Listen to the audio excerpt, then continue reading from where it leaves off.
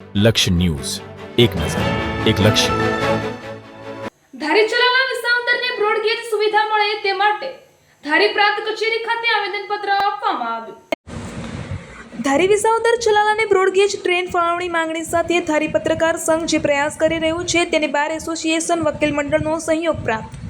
ધારીને બ્રોડગેજ સેવા સાથે જોડવામાં આવે તે બાબતને લઈને બાર એસોસિએશન વકીલ મંડળ દ્વારા ધારી ચલાલા વિસાવદરને બ્રોડગેજ સેવા મળે તે માટે ધારી પ્રાંત કચેરી ખાતે આવેદનપત્ર આપવામાં આવ્યું. બાર એસોસિએશનના તમામ સભ્યો સહિત પ્રમુખની પ્રેરક ઉપસ્થિતિ વચ્ચે પ્રાંત કચેરી ખાતે બ્રોડગેજ સુવિધાની માંગણીને લઈને આવેદનપત્ર પાઠવવામાં આવ્યું. આવેદનની મુખ્ય માંગણીઓ અનુસાર તાત્કાલિક અસરથી ધારી ચલાલા વિસાવદરને બ્રોડગેજ સેવાનો લાભ મળે તે માટે સરકારશ્રી દ્વારા જરૂરી પગલાં લે તેવી માંગણી સાથે આવેદનપત્ર આપવામાં આવ્યું છે.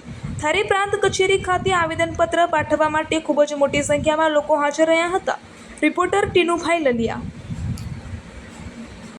અમે આજરોજ ધારી વકીલ મંડળ દ્વારા નાયબ કલેક્ટર સાહેબ શ્રી ધારીને બ્રોડગેજ લાઇન જે અમરેલી સુધી જે મંજૂર થયેલ છે તે લાઇન છે ચલાળા, ધારી અને વિસાવદર સુધી બ્રોડગેજ લાઇન મંજૂર કરવામાં આવી છે.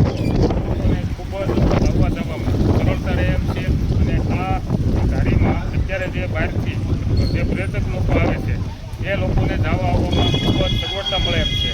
અહીંયા ખેડૂતો, વેપારીઓ અને નાના ઉદ્યોગો પણ ઘણા બધા આવેલા છે. ઉદ્યોગોમાં પણ વિકાસનો વેગ વધે તેમ છે અને રોજગારીની તક પણ વધે એમ છે. અત્યારે સરકાર છે એ ખૂબ જ વિકાસના કામ કરી રહ્યા છે. તો અહીં સુધી જો લાઈન લંબાવે તો ધારી, ચલાળા અને વિસાવદરની જનતા અને અહીં જે લોકો જે ફરવા માટે જે આવે છે એ લોકોને પણ જવામાં ખૂબ જ સગવડતા મળે એમ છે. એટલા માટે થઈ અને આજ અમે ધારી વકીલ મંડળે બધાએ નાયબ કલેક્ટર સાહેબને આવેદનપત્ર આપેલ છે. અને પત્રકાર સંઘે જે માંગણી કરી છે બ્રોડગેજ લાઇન લંબાવવાની તેમાં પણ અમારો ધારી વકીલ